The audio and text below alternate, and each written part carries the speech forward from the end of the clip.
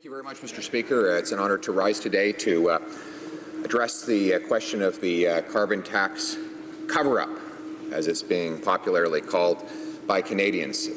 The issue at hand is that the government has promised to introduce a nationwide so-called price on carbon that will rise to $50 per tonne of carbon. Now that sounds like an academic question, but what it will do, according to Finance Department documents I have obtained and made public, is lead to a cascading effect of rising prices on consumers, businesses, and families. Naturally, these three groups want to know how much they're going to have to pay. That was the subject of my access to information request of the government. The government responded by indicating it had tables that calculated the cost of a carbon tax on families depending on their income. It broke households down into 5 groups, quintiles. 5 groups: the very poor, the middle class, the upper middle class, and then the rich. The only problem is these tables have no numbers. They're blacked out so that nobody can see them. Hence the term carbon tax cover-up. Now we know, based on the admission of the document, that there will be higher prices for consumers, businesses, and families. Higher gas prices, home heating prices, electricity prices, groceries that are shipped by truck and train will become more expensive. People who are low income will pay disproportionately more because the items taxed form a larger share of their household budgets. Rural people and remote residents will pay more because they have to travel longer distances, and in some cases they have longer and colder winters for which they must heat their homes. The question is, how much more will they have to pay?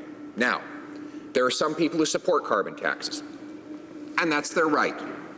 But most of those people claim that they want carbon taxes to be revenue neutral. That is to say that any new taxes Canadians will pay would theoretically be returned to them through offsetting tax reductions. Some say, for example, income taxes could be reduced. The old saying is, we will tax what you burn, not what you earn. Others say, give it back in the form of rebates or just checks in the mail. But to know whether or not a family is experiencing a net cost as a result of the carbon tax, we need to know what they're paying for it in the first place. If, for example, a family has to spend $4,000 on carbon taxes, well then any government claiming that it's going to neutralize the cost would have to bring in measures to return $4,000 to that same family. This government was elected on the promise of helping the middle class. But if the middle class is paying more in carbon taxes than getting back in benefits, then the government is doing the opposite of helping. It's harming the middle class. And therefore, in order to determine which it is, we ask the government to be open and transparent, as they also promised during the election, and release these documents unredacted for all eyes to see. Thank you. The Honourable Parliamentary Secretary to the Minister of Finance. Merci beaucoup, Monsieur le Président. And I'm here this evening to give a response to the question that had been asked regarding employment, and I'm going to continue forward. Monsieur le Président, our government has been implementing its bold plan to strengthening the middle class and those that are working hard to join it, actually for ordinary Canadians. And we know it's working. Here are the facts, Mr. Speaker. Job growth is the best it's ever been in over a decade. The last 6 months were Canada's best 6-month stretch since 2002.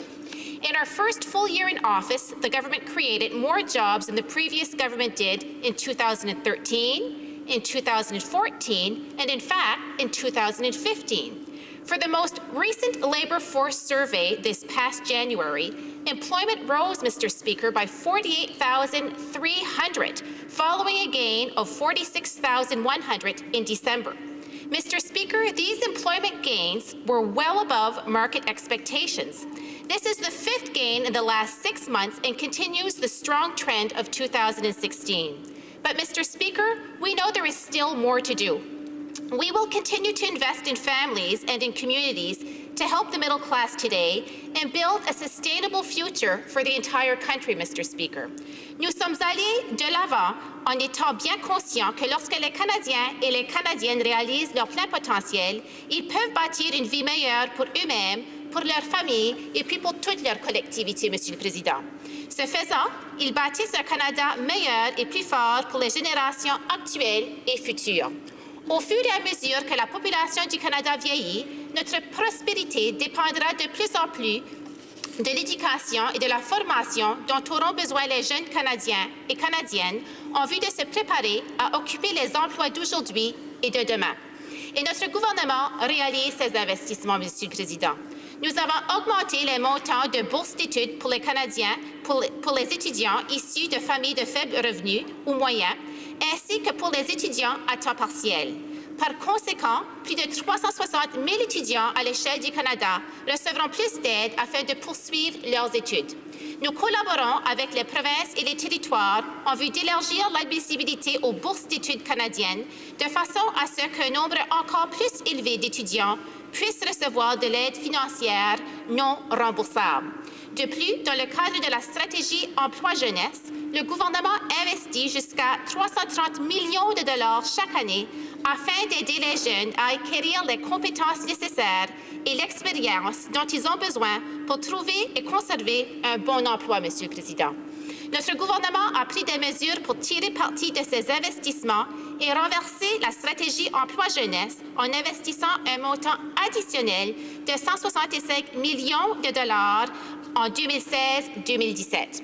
Ces investissements, Monsieur le Président, permettront d'augmenter le nombre de jeunes ayant accès au programme Connexion Compétences qui aide les jeunes Canadiens-Canadiennes à surmonter les obstacles à l'emploi. Ils permettront aussi de créer de nouveaux emplois verts pour les jeunes et de soutenir la possibilité d'emploi dans le secteur du patrimoine. Merci beaucoup, Monsieur le Président. L'honorable député de Carleton. I think we just witnessed the problem, the lack of transparency with this government. I asked a question about revealing government data on the cost of the carbon tax to the average person and family. And this member stood up and read a totally unrelated speech provided to her by a minister's office or probably by the PMO, because either she doesn't have an answer or she's afraid to provide the one that she has. The reality is Canadians are suffering. Just last week, we had, just this week, an elderly man said he's giving up his home and his truck because he can't afford to pay for the heat and the fuel. Meanwhile, the carbon taxes that he will pay will help millionaires get rebates to purchase $150,000 electric cars. And this member, who's supposed to speak on behalf of the government, can't even address his concern or explain why her government is covering up the costs. Why is that, Mr. Speaker? Madame le secrétaire parlementaire.